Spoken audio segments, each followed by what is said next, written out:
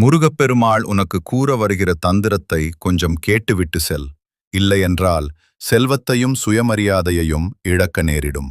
அனைத்திலும் உயர்ந்த இடத்திற்குச் செல்ல வேண்டும் என்றால் இந்த வீடியோவை முழுமையாக பார்த்துவிட்டு அதன் முழு பலனை நீயே அடைவாய்.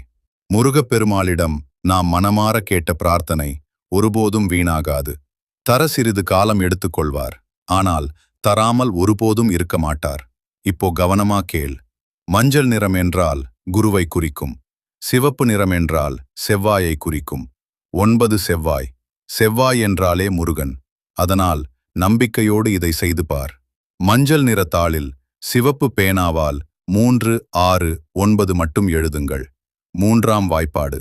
இந்த எண்கள் மட்டும் போதும். அதை இரவு தூங்கும்போது தலையணையின் கீழ் வைத்து உங்கள் கஷ்டங்களை மனதில் நினைத்து முருகனை அழைக்கவும். 9 ஆறுமுகம் கொண்ட முருகன்.